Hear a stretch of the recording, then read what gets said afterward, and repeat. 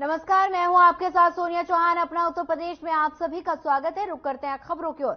BJP 2024 को लेकर पूरी तरह से चुनावी मोड पर है और तीसरी बार सरकार बनने के लिए बीजेपी पूरी कोशिश में जुटी है। बीजेपी के मिशन 2024 में बंगाल, ओडिशा और तेलंगाना की अहम भूमिका हो सकती है। इन तीनों राज्यों में लोकसभा की 80 सीटें आती हैं, जिनमें 2019 में बीजेपी को सिर्फ 30 सीटें ही मिली थी। बीजेपी इस बार यहां से 50 से ज्यादा सीटों पर जीत दर्ज करने की कोशिश में जुटी है। मिशन 2024 के लिए इन राज्यों की अहमियत इस बात से समझी जा सकती है कि केंद्रीय गृह मंत्री अमित शाह ने इस तीनों राज्यों की कमान खुद संभाल ली है। बता दें कि 2019 में बीजेपी की जीत के आंकड़े को 303 तक पहुंचाने में इन तीनों राज्यों की अहम भूमिका रही थी। 2014 में बीजेपी इन तीनों राज्यों में महज 4 सीटें जीतने में सफल रही थी, जिनमें बंगाल में 2 और ओडिशा और तेलंगाना में 1-1 सीट थी।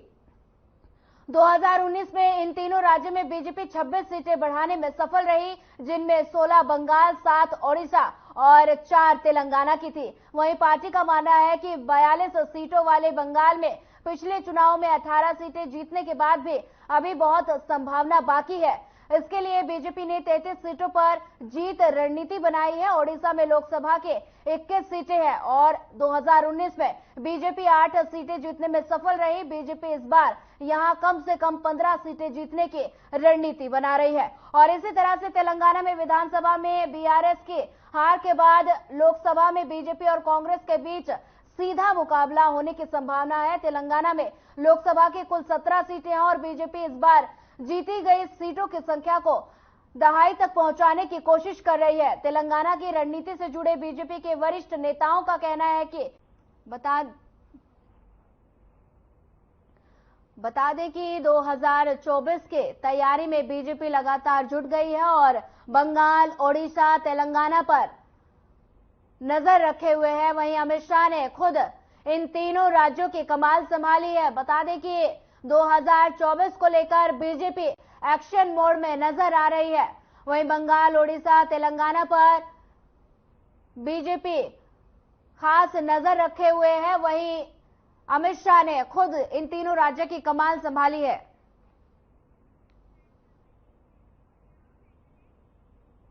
वंदे भारत ट्रेन जल्द ही गैर वातानुकूलित अमृत भारत ट्रेन पटरी से उतरने वाली है और ये दरभंगा से अयोध्या होकर आनंद विहार टर्मिनल के बीच चलेगी। रेल मंत्री अश्विनी वैष्णव ने नई दिल्ली रेलवे स्टेशन पर इसकी रैक का निरीक्षण किया और उन्होंने कहा कि पशपुल तकनीक से बची इन ट्रेनों की जल्द ही प्रधानमंत्री हरी झंडी दिखाएंगे। वहीं रेल मंत्री ने कहा कि आने वाले समय में सभी राज्यों में अमृत भारत ट्रेन चलाने की तैयारी है। हर महीने 20 से 30 ट्रेन तैयार होंगी।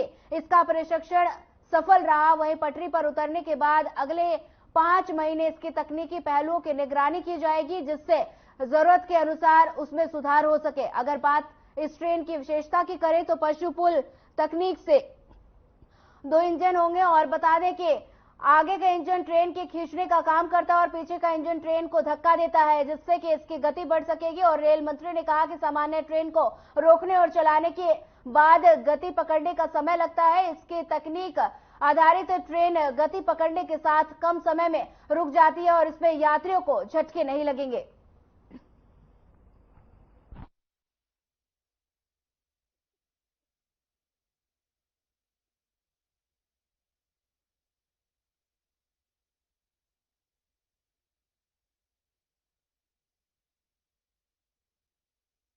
बता दें कि दरभंगा से अयोध्या होकर आनंद विहार को ये ट्रेन जाएगी। रेल मंत्री ने दिल्ली में इस ट्रेन का निरीक्षण किया। बता दें कि जल्द ही शुरू होगी अमृत भारत ट्रेन।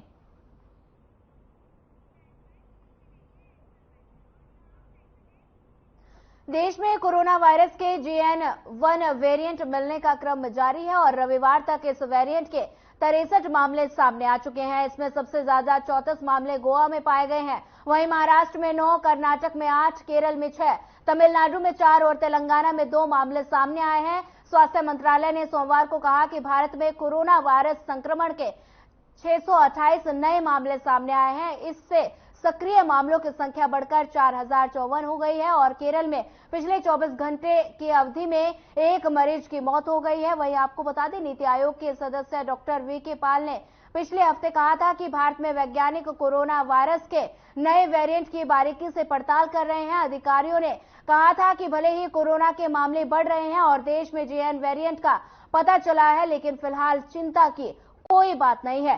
संक्रमित लोगों में से 92% लोग घर में रहकर ही उपचार का विकल्प चुन रहे हैं, जिससे पता चलता है कि नए वेरिएंट के लक्षण हल्के हैं। साथ ही उन्होंने कहा कि अस्पताल में भर्ती होने की दर में भी कोई वृद्धि नहीं हुई है। देखिए, रेस्पेक्टेड ब्रिजमोहन साहब, मैं साधना चैनल के माध्यम से देश और प्रदेश की जनता से आग्रह भी करना चाहूंगा और एक संदेश भी देना चाहूंगा कि जो नया वेरिएंट आया है कोरोना का, और धीरे धीरे पूरे देश के अंदर इसकी संख्या जो है बढ़ती जा रही है। कोरोना कहीं नहीं गया था, कोरोना ही आसपास था। वो अलग अलग रूप में, अलग अलग वेरिएंट में हमारे सामने आ रहा है। वही सिम्टम्स है, वही गले में खराश होना, वही खांसी होना, वही फीवर होना, सांस फूलना, ये वही जो पहले सिम्टम्स थे वही सेम सिम्टम्स हैं और सेम कंडीशंस हैं। और इसका जो वायरस है वो भी गले के थ्रू ही जो है वो बॉडी के अंदर इंजेक्ट कर रहा है और धीरे धीरे हमारे जो लंग्स है उनको प्रभावित करता है और निमोनाइटिस और वही सब चीजें आ रही है। यदि हम सावधानी नहीं बरतेंगे तो ये वायरस बहुत तीव्रता के साथ में फैलेगा और लोगों को जो है इन्फेक्टेड करेगा और जिससे बीमारी फैलने की संभावना बहुत ज्यादा रहेगी। लेकिन कुछ सावधानियां हैं, जैसे गवर्नमेंट ने भी पहले भी कई बार प्रतिबंध लगाए और कई बार सुझाव भी दिए। हम लोग भी कई बार एडवाइज करते हैं कि वो सार्वजनिक स्थानों पर ना थूके, सार्वजनिक स्थानों पे अननेसेसरी ना जाए, अननेसेसरी भीड़ इकट्ठी ना हो, मास्क का यूज करे, प्रॉपरली हैंड वॉश करते रहे, सैनिटाइजेशन करते रहें। कुछ छोटी छोटी सावधानी है। खुद से दवाई ना लेकर के, कई बार हम लोग गूगल पे जाकर के दवाइयां खरीद लेते हैं और खुद से मेडिसिन ले लेते हैं। इस तरह की चीजें ना करें। खुद से मेडिकल स्टोर से जाकर के दवाई ले लेते हैं, ये काम ना करें। जहां भी जाए क्वालिफाइड डॉक्टर्स के पास में जाए, प्रॉपरली अपना चेकअप कराए और उसकी जैसे ही लगता है कि गले के अंदर कहीं खराश हो रही है या हल्का फीवर आ रहा है या सांस लेने में तकलीफ हो रही है तो अपनी जांच करा करके घर में रेस्ट करे और दवाई ले, ताकि इस बीमारी को फैलने से रोक सके। क्योंकि बीमारी को फैलने में यदि योगदान कहीं सबसे बड़ा है तो वो आम जनता का है, आम लोगों का है।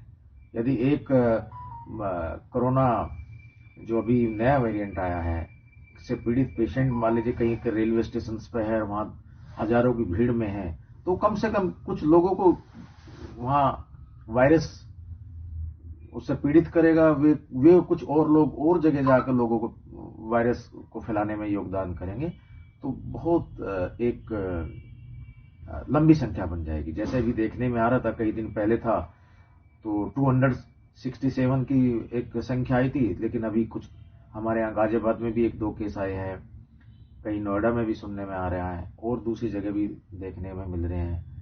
तो धीरे धीरे ये देश में ही नहीं पूरे प्रदेश में और सब जगह फैलने की संभावना बढ़ जाएगी।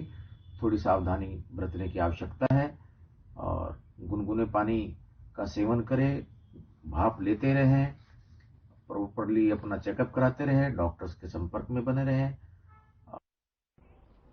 चलिए सीधे लिए चलते हैं आपको लखनऊ, जहां साहिबजादा दिवस कार्यक्रम का आयोजन किया जा रहा है, जिसमें उत्तर प्रदेश के मुख्यमंत्री योगी आदित्यनाथ ने शिरकत की। क्या कुछ कहा, आइए आपको सुनाते हैं। भारतीय जनता पार्टी के प्रदेश के अध्यक्ष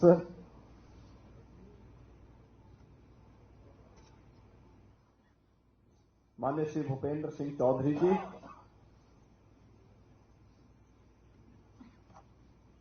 प्रदेश सरकार में मेरे सभी सहयोगीगण, कृषि मंत्री श्री सूर्य प्रताप शाही जी, जल शक्ति मंत्री श्री स्वतंत्र देव सिंह जी, लोक निर्माण विभाग के मंत्री श्री जितिन प्रसाद जी,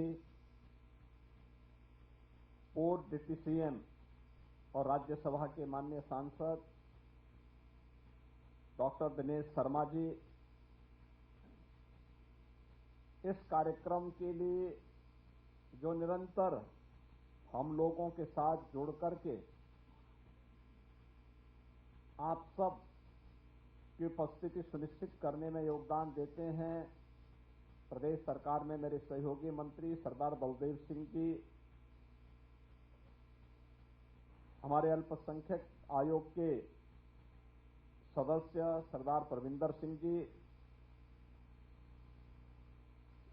माननीय विधायकगण, पूर्व मंत्री डॉक्टर महेंद्र सिंह जी, डॉक्टर नीरज बोरा जी, श्री पंकज सिंह जी,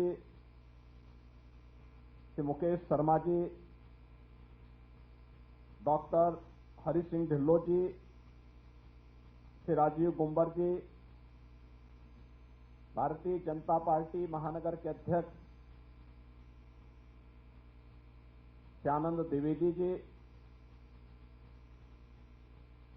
सरदार गुरविंदर सिंह छावड़ा जी, बाबा गुरनाम सिंह जी, डॉक्टर गुरमीत सिंह जी, श्री राजेंद्र सिंह बग्गा जी, पूर्व महापौर श्रीमती संयुक्ता भाटिया जी और प्रदेश के विभिन्न जनपदों से आज साहबजादा दिवस के अवसर पर उपस्थित सभी बहनों और भाइयों, भारत के इतिहास का एक ऐसा दिवस जो हर युवा को और हर बच्चे को एक नई प्रेरणा देता है।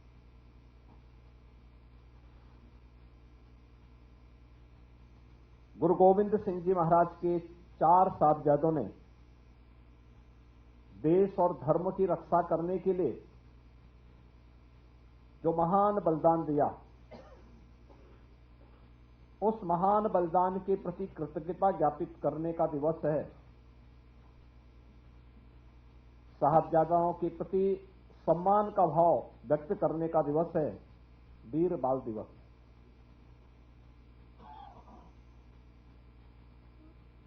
मैं धन्यवाद दूंगा अपने लखनऊ के सिख बंधुओं को, जिन्होंने 2020 से इस बात के लिए लगातार प्रयास किया कि भारत के इतिहास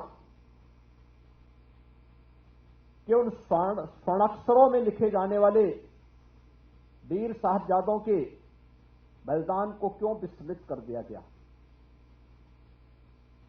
और उन्हें सम्मान देने के लिए जिस दिवस को बाल दिवस के रूप में, वीर बाल दिवस के रूप में सम्मान दिया जाना चाहिए, उसे वीर बाल दिवस का सम्मान न देकर के लोग उसको विस्मृत कर गए और बाल दिवस के रूप में कुछ और ही घटनाओं को जोड़ने का प्रयास किया जाने लग गया है। लेकिन हम सब आभारी हैं प्रधानमंत्री मोदी जी के, जिनकी प्रेरणा से, जिनके आदेश से गत वर्ष गुरु गोविंद सिंह जी महाराज के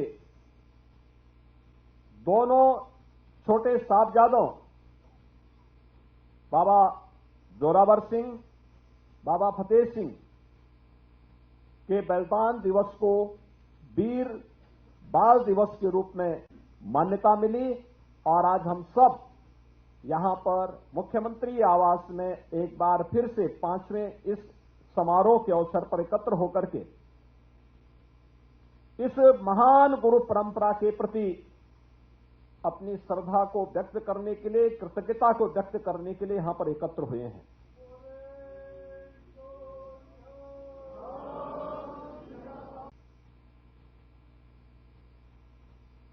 हम सब के लिए प्रश्न वही है, क्या सिख गुरुओं का बलिदान क्या व्यक्तिगत के लिए था, परिवार के लिए था? नहीं, इस देश के लिए था, इस धर्म के लिए था। गुरु नानक देव जी से जो परंपरा प्रारंभ हुई, वो एक संत थे, भक्ति में रमे हुए थे, अद्भुत सिद्धि थी, भक्ति का जागरण करते थे। लेकिन भक्ति में भी शक्ति होती है, निर्भीकता उनका गुण था, और बाबर को भी चुनौती देने का कार्य उन्होंने उस कालखंड में किया था।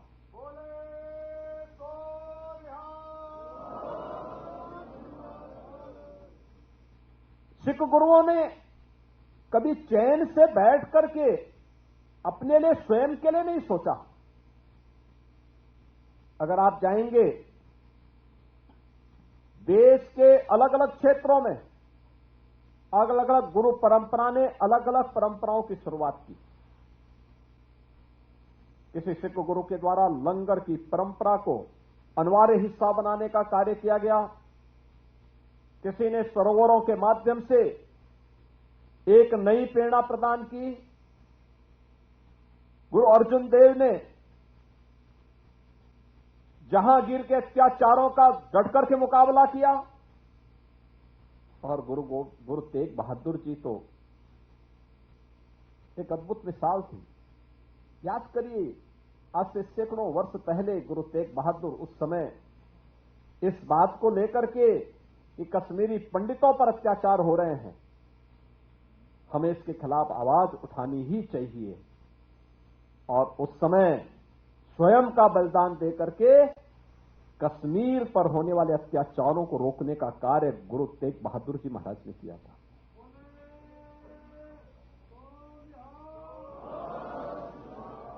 क्या हमें दुनिया के अंदर ये अद्भुत इतिहास देखने को मिलेगा कि गुरु गोविंद सिंह जी महाराज एक शहीद पिता के और शहीद साहबजादों के पिता, यानी शहीद पिता के पुत्र हैं, लेकिन चार चार शहीद साहबजादों के पिता भी हैं। ये कहीं दुनिया के इतिहास में कहीं देखने को मिलता है, और यह भी देश और धर्म के लिए। खालसा पंथ की स्थापना करते समय भी गुरु गोविंद सिंह जी महाराज ने ही बात कही थी, सकल जगत में खालसा पंथ गाजे, जगे धर्म हिंदू सकल भंड भाजे। भाइयों बहनों, ये हम सब के लिए एक नई प्रेरणा है, एक नया आदेश है, एक नया संदेश है। सब कुछ गुरु ग्रंथ साहब में ही समाहित करते हुए उस दिव्य ज्योति ने हम सब के लिए एक नई प्रेरणा दी।